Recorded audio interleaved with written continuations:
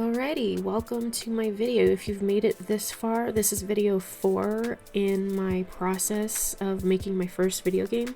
In this video, I'm going to start off by building a hidden underground area in my forest. Then I'm going to run into kind of some serious landscape material issues that takes me a while to figure out. In this video, I'm also going to add paths through my forest. I'm going to change the glow color of my collectible item, and then I'm just going to add in more set dressings and foliage, so boulders, houses, collectibles, trees, and that sort of stuff. Okay, so I had this idea that in the middle of my forest there would be kind of a mound that's kind of built up a little higher. There would still be trees and boulders and stuff growing on it. The side of it would be visible as you start the level. So you'd kind of have to walk around this mound and go through some plants and stuff to get into this kind of underground hidden area. So right now what I'm doing is kind of just building up my perimeter now with my landscape sculpting tool. You can see here in the previous video I added the Brushify master landscape materials, so it's kind of nice that as you sculpt the landscape and change the elevation of certain parts, it will automatically generate these like rocky textures and boulders and that kind of stuff. So right here I'm just kind of sort of sketching out the area. That right there is going to be kind of the entrance. Like I said, I kind of want you to kind of walk around this mound. I don't want it to be readily apparent at first that there's something underground there. And I'll probably put some trees and bushes and stuff there so it looks like there's nothing beyond a certain point. And I'll make sure that those don't have any sort of collision mesh or anything like that, or collision box attached to them. That way you can kind of walk through them and get into that underground space. It'll just be kind of like a small little hidden room, and I think I might put like a little treasure chest in there or something. I'm not quite sure. Just as a placeholder for now, I do want to add a variety of collectibles. I'm thinking I'll have my kind of firefly collectibles that will be throughout the entire level. And then in my other cave, I think I'll probably do maybe some glowy mushrooms and something else in this area. I'm not quite sure yet. Like I said, for now, I'll probably just use like a treasure chest or something. And maybe, I don't know, maybe I'll do another one of these on the opposite side of the map as well and have a couple of these hidden spots for those treasure chests. I still need to do some more research on how to put together blueprints for kind of like an item inventory thing. My thoughts are that it will be kind of an inventory bar that stays up on your screen and shows you how many fireflies you've collected, how many secret treasure chests you've found, and how many of the glowy mushrooms in the cave, and then maybe another collectible item as well, I'm not sure. And I think those will just kind of stay up on the screen so you can kind of just see your progress as you play. I mentioned in the last video, there's not necessarily like a real quote-unquote end to the game. There's going to be so many, the whole point of this game is just to relax and to collect items, and there's going to be so many collectibles throughout the entire level that I think it makes sense for me to keep the item inventory collection bar or whatever up on the screen the entire time so you can kind of just see how much stuff you've collected, rather than it just being some kind of like user interface or something where you have to pull up a menu. I think that makes more sense if this was kind of a more in-depth game and there was like a storyline and little mini side quests and things like that, but that's not really the way this game is going to be done, so.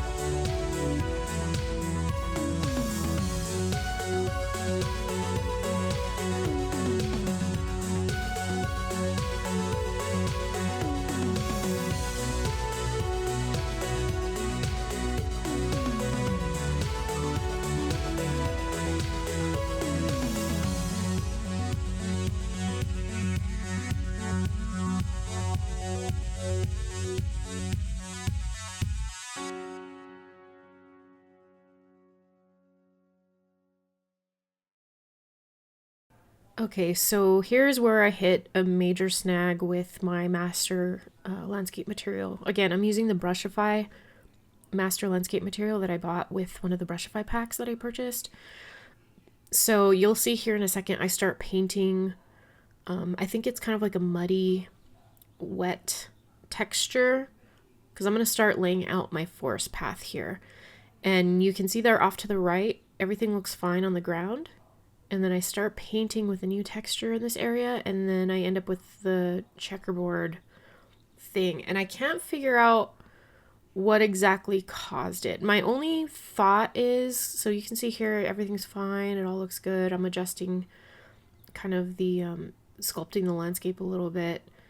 And then when I go to paint, I get that texture, that checkerboard texture. My only thought process is that maybe, and I've read through a bunch of Reddits and forums and stuff, that maybe there's just too many textures that come in with that Brushify pack.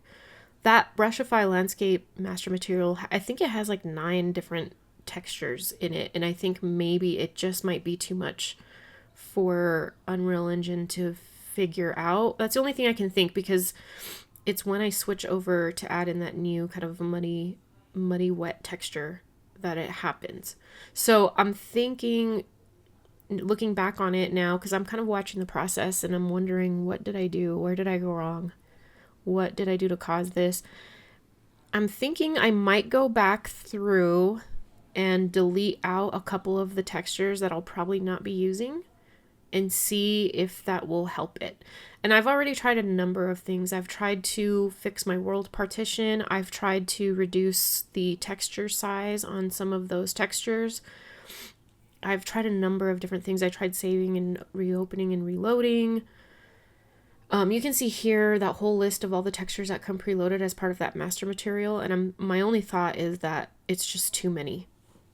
So there's a couple in there that I probably won't be using, like a dead grass texture. There's also kind of like a sand texture. So I think I could probably get rid of a couple, but you can see right there when that happens, it happens while I'm painting. And I'm editing this video now, but I've already worked on this level another few more hours, and I still have not been able to figure that out. So that's the one thing I haven't tried, is to go back through and delete some of those textures that I probably won't be using. Now, you can see here that muddy texture that leaves like little puddles and stuff is awesome. And this is why I was recommending, if you can, to buy a Brushify pack or two, and make sure when you're looking at what it comes with, the type of materials and textures and things that it does come with. So this is awesome. I can create a master landscape material myself from scratch, and I can make it have puddles. It's not super hard, and I mentioned in my previous video, I can do a video about that kind of later on, but really this video series is just to kind of document me building my first level, and I don't want it to necessarily focus on making materials. So I thought maybe, maybe that landscape material right there is just not regenerating. So I kind of just do like a play from here. And I thought maybe it'll generate when I do a playthrough, and it does not.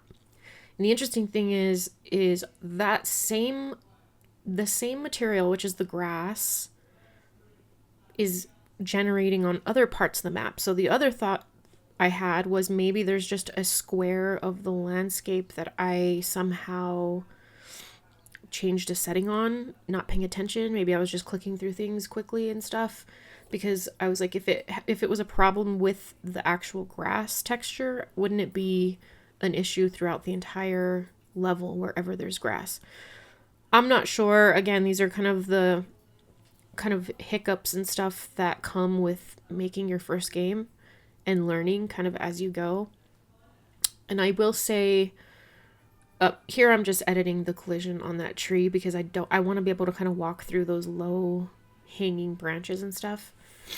I probably will get rid of this tree at some point because it doesn't have any movement or anything like that. I guess I could add it, but I mentioned this in my first video. I'm not trying to get bogged down with making all of my own components. I'm using kind of out of the box stuff from Quixelbridge and the marketplace, and I guess now it's Fab, as much as possible in the interest of time. there's only so much you can do, especially as a first time game dev, and you really need to save time where you can. I am not necessarily interested in making all of my own custom components in foliage and buildings and all of that other stuff. I'm really more interested in the environmental artistry and just actually just completing the task of making a game and seeing all of that goes into it. I can maybe get into some of the other stuff later if I feel like I want to, but you kind of need to pick a focus, because otherwise this can become an incredibly huge, overwhelming, daunting task if you let it become that. And this, in what could take 6 months, could end up taking years if you're not careful. And I'm aware of that. So again, I'm trying to stick to some kind of schedule with this. I want to give myself like 6 months to complete it. I'm starting small. I'm starting with something that I feel is something that I can handle as a first-time game dev, and not getting bogged down with kind of player mechanics and fighting mechanics and enemies and weapon systems and all of that stuff. So I figured doing a cozy kind of collectible game and just kind of focusing on the environmental build aspect of it seems like something that is doable as a first-time game dev. I don't know if I mentioned this before, but I would like to release this on Steam. And all of this is going to be a learning curve. I've never done this before, so I don't know what goes into, once this game is done being built, once I've added in all of the components, what do I do next? How do I export it? How do I get it uploaded to Steam? How do I market that? I'm hoping part of the marketing for that is just this video series, and hoping to kind of get some interest from like-minded game devs and people just interested in the process and interested in gaming and that kind of stuff. But to me, that's like enough on my plate for making a first game. And I did say, I think in the first or second video, that I've watched a ton of like podcasts and stuff like that with game devs and indie game devs, first time game devs, people that have been doing this for a long time. And kind of the running theme that I got from most of them is start with something that's small enough that you can actually do and complete. If you make it so big and so overwhelming and daunting and everything is highly customized and you want to learn every single thing that Unreal Engine 5 can do, you'll probably never finish it, and it will just be kind of a work in progress forever. And that's not what I'm trying to do. The other thing is, don't let perfectionism be the enemy of good enough and just finishing it and getting it done. This is a good thing, I guess, in this case for me. I'm not a perfectionist. I'm somebody that is totally okay with good enough. Is it good enough? Is it playable? Does it make sense? Is it pretty? Do I feel happy with it? Could it be better? Sure, maybe. But that better comes with years of experience and doing this for a very long time. And I'm aware of that. Nothing great comes out of nothing and out of nowhere. In my career, I might have mentioned this before, but I am very familiar with 3D building and rendering and modeling and that kind of stuff, but it's on the architectural side. So making 3D models for architecture is completely different than game dev in many ways, but the concept is the same. The softwares work somewhat similarly.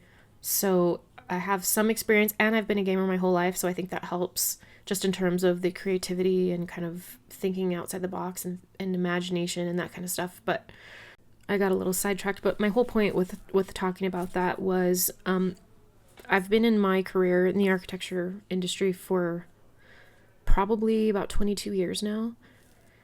And I started in high school, and I've worked continuously through college up until now. I'm in my 30s now.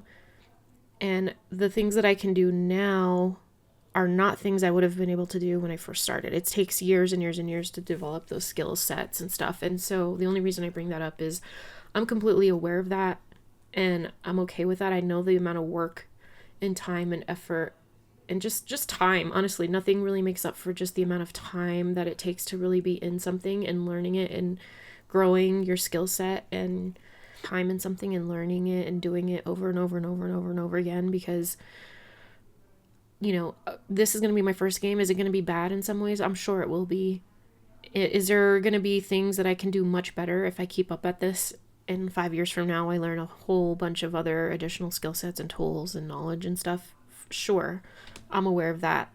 So I'm going into this with realistic expectations, trying to set a schedule for myself, trying to stick to that schedule, and making sure I don't kind of go beyond the scope of what I'm trying to do here. I'm kind of thinking about this as if this is a job that I am not currently getting paid for, and there's no promise that I might even get paid for this. Nobody might play my game, and honestly, that's okay. That's not why I'm doing this. This is a personal goal for myself. This is something that I've always wanted to do, and it's something I genuinely love doing and learning about. I don't really consider this work, and I am doing this on my free time. By the way, I do work full time, so this is kind of nights and weekends, and it doesn't feel like work to me. I genuinely look forward to coming home and working on this and learning about it. I did purchase a few Udemy courses, and I've kind of followed those. So those have helped a lot in terms of making master materials, learning some basics about blueprints, how to set up a level, how to set up your folder system, a lot of the basics. I haven't completed them because the ones that I purchased are actually very long. They take a while to get through. And, but I've learned a ton, and I've been kind of just teaching myself here and there, looking at YouTube videos. Anyway, I think I got way sidetracked. I'm not even sure how that all started. So let me get back to the video. So right now I'm still kind of working on that central hidden kind of, I guess you could call it a grotto area in my forest. The only way I could figure out to do this was to build up kind of a round-ish mound to get the boundaries of this kind of underground hidden grotto space. And then I'm going to go back in and hollow out that center part and make it flat. And then I came back in on top with kind of a generic kind of cylinder shape to create a ground at the top, if that makes sense. Or I guess it would have been the top of my grotto. I'm not sure if that makes any sense. That's the only way I could figure it out. I guess what I'm saying is I don't know if there's a good way in Unreal to kind of hollow out the landscape from the side and kind of bore through the side of it. So if there is, I would love for somebody to let me know if there's a good way to do that. If there is, I haven't found it. So this is the only way I know how to do it, is to kind of build up the landscape, make a mound, hollow out the middle so that becomes the kind of central hidden cave, and then kind of add like a false cap or top to it. And that's kind of what I'm doing here. Now, one thing to keep in mind though, that false cap or top, of course, I'm going to want it to have the same material that my landscape has, but the Brushify master landscape material is only loaded in to be painted onto landscape. You can't paint it onto kind of those generic basic shapes and stuff. So I'll have to kind of drag and drop that landscape material, like the grass, for example, onto that cylinder shape so that it kind of matches everything else in the landscape. Hopefully that made sense. I feel like that sounded confusing.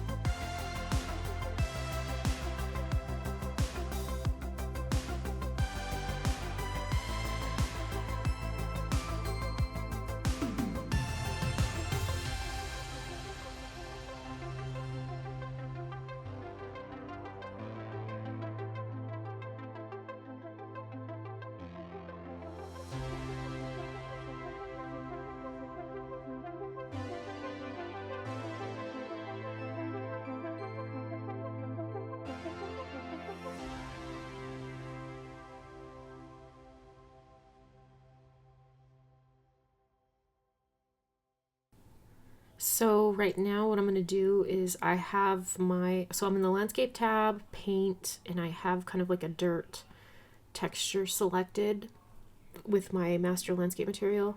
And I'm going to start tracing out some paths in the forest. I want this to kind of look like worn down footpaths that people in the village have been using to kind of cut across the forest to that little lake or pond, if you will, over there, right there.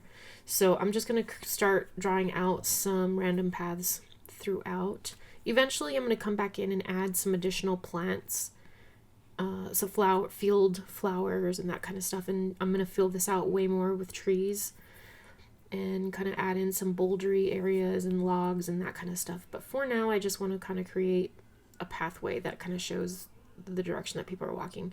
Right here I'm kind of doing like a double path on either side with the dirt and leaving some kind of grass bits in the middle so that it almost looks like somebody has been driving kind of like a horse-drawn wagon or something through this area, and you know, the wheels on the cart would have been on either side, and then it kind of leaves like a central little strip of grass or something in the middle.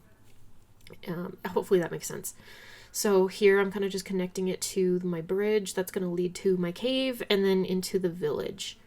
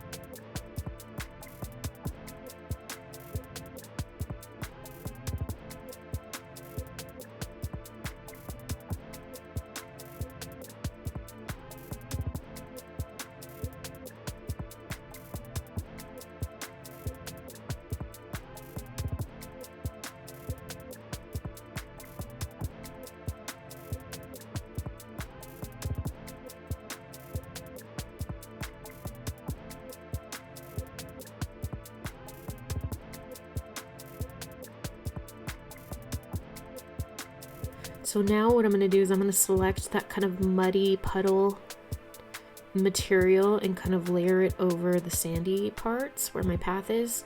I want it to look, I mentioned in the previous video, I want the whole vibe to be kind of dewy. So I want it to look like almost like it just rained the night before or something. So that's kind of why I'm creating some little puddle paths.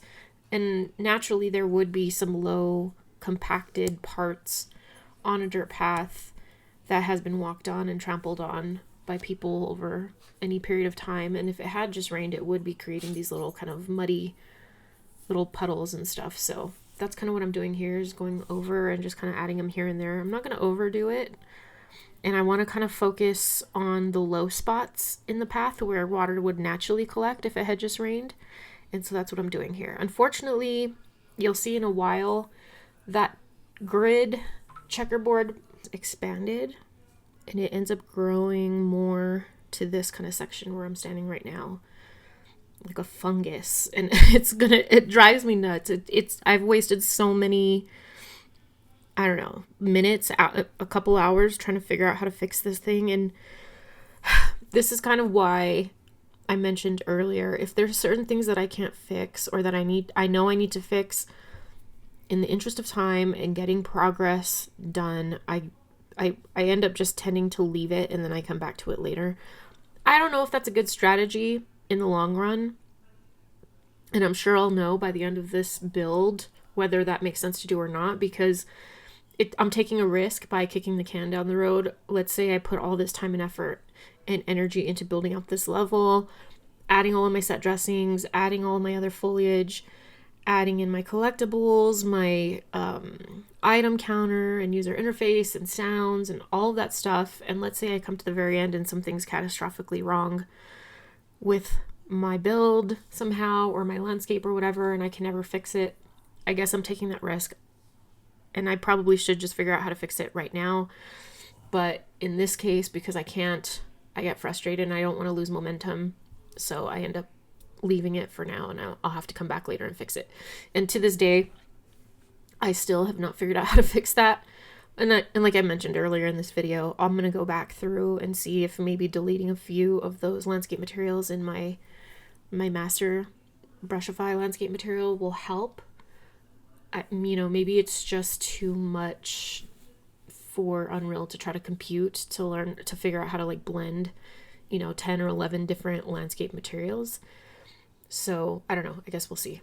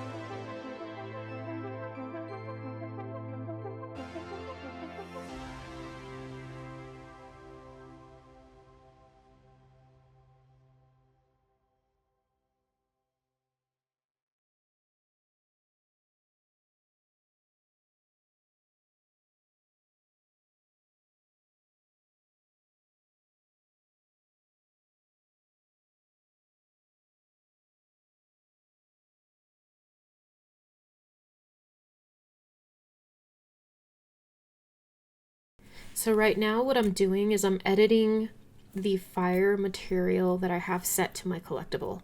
I did make this fire material myself, this material graft. This is one of the things that I learned with my Udemy course. Right now you can see that I'm changing the brightness because I don't like how deep red it is. And you can see there as you change the values it gets more of like a deep kind of blackish red or a more bright yellowy red. Eventually though, I decide that I don't think that this is the right material for my collectible item. Originally my idea was that I was going to be collecting the fireflies. These orbs would be the fireflies. However, when I added in the Niagara system, I made that the undertone of kind of a greenish bluish color, and I think that represents fireflies way more because those kind of little particles kind of like pop up and disappear and kind of move around, and they act a lot more like an actual firefly does than these. So I think I'm going to kind of just change my direction a little bit, and instead of collecting fireflies, these are just orbs that you collect. I'm not sure what I'll call them yet, but right here what you see me doing, what you just saw me do right there, is I dropped on an emissive material instead of that fire material, and I want it to be more of like a purpley pink glowing orb, and I end up really liking the way that looks, and you'll see that here in a while. I think it lends itself a lot better to what I'm trying to do, and it doesn't really clash with the little floating firefly Niagara system that I have. Just a side note on this, I did make this one as well. Making an emissive material is pretty simple, and again I can show how to make some of these materials much later, but right now I'm not really focusing on making materials and stuff. But here, as I do kind of a dry playthrough, you can see how much prettier that emissive purpley pink looks like rather than that fire. I think the fire material just wasn't the right fit for what I'm trying to do, and I think this looks a little bit more ethereal and pretty to look at. So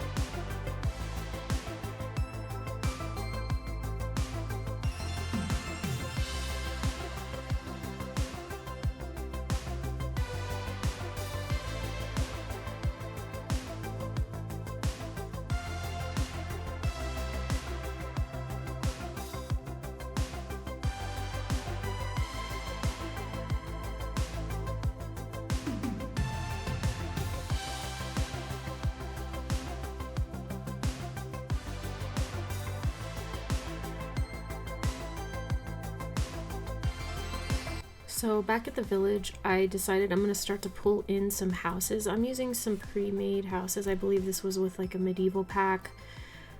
These ones are kind of cool because some of them have open doors with a pre-built staircase on the inside that lets you go up to the second and third floors. And you can kind of just scale them and place them as you see fit. I need to adjust the landscape there because you can see there's like a boulder sticking up in the middle of the building. So I need to fix the landscape mesh. But you know, it might be too early to start pulling these in, and I am kind of bouncing around a lot, but I kind of just go wherever my thoughts and ideas take me. So, you know, I kind of try to get things in as I need them in order to visualize the flow and the layout of the level, and as I get ideas. So far, I think I like these houses. They kind of give my level a sense of whimsy, almost kind of like a medieval feel, which is exactly what I like. Thing too that I was going to mention is that I don't love the way some of the boulders and rocks that I've placed look a little bit stagnant and kind of manufactured in a way. So I think what I might do in the next video is get a collection of rocks and kind of put them up in the air and set them to gravity. And then when I do a playthrough or kind of, what do you call it? Like a simulation, let the rocks fall and then kind of pin them in place. I think that'll make them look a little bit more natural in terms of their placement and stuff. I think if you kind of look near the village, for example, where I've stacked a lot of different rocks and stuff and manually rotated them and put them in place. For the cliffside, it's okay, but I'm more like on the ground and stuff. I think I want to kind of place those with gravity. So I think I'll do that in the next video. It's pretty simple and easy to do, and I think it just gives it a little bit more of like a realistic feel and look.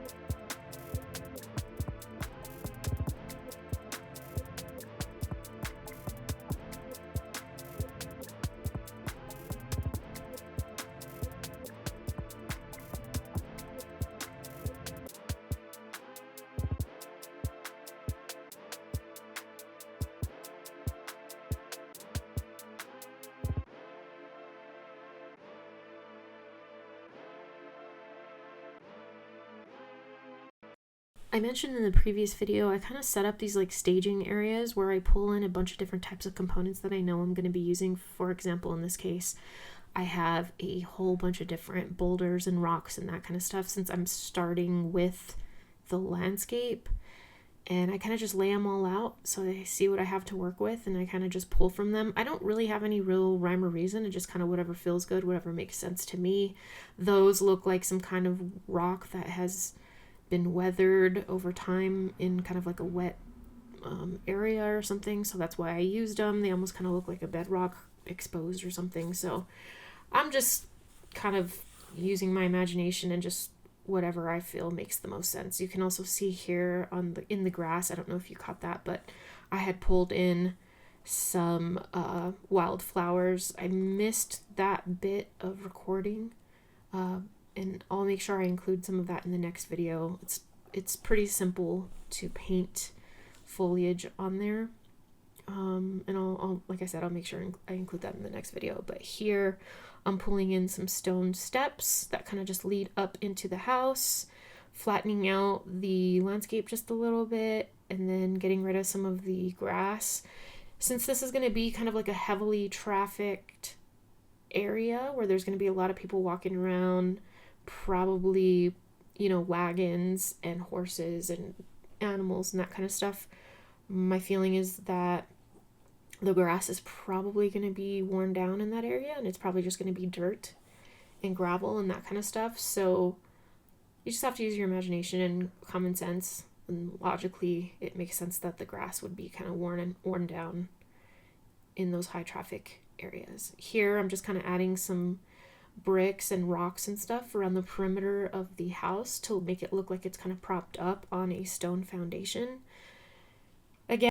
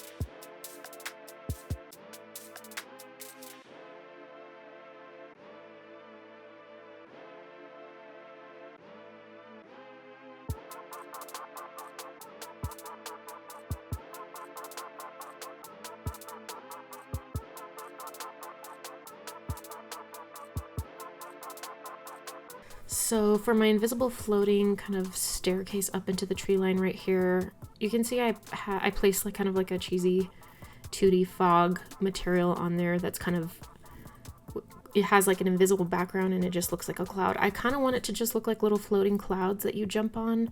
I need something that looks a little bit more volumetric so it doesn't look so flat and 2D and boring. I'm not sure how I'm going to achieve that, so I need to look into that a little bit further because I want it to just look like little barely visible floating clouds, little wisps in the night that you can kind of just jump on and then climb up into the tree line and kind of have either maybe a tree house up there, I'm not sure, but yeah, whatever, that material that I had there was just kind of a placeholder.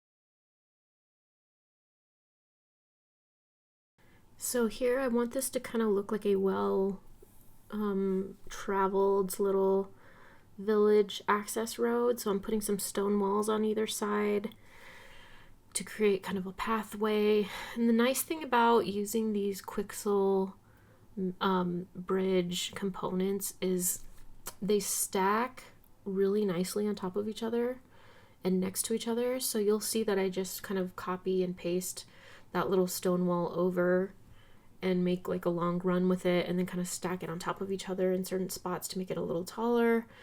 And I mean, I'm sure if you get up real close with the camera, you can kind of see where the seams are. But overall, they really blend really nicely with each other. And that's one of the nice things about using all of these components that are available to use, is you can kind of just stack them, and visually, like, the eye just doesn't catch where these things are kind of attached to each other or next to each other, and you can't really tell from here that it's kind of just the same wall duplicated over, so it's kind of nice.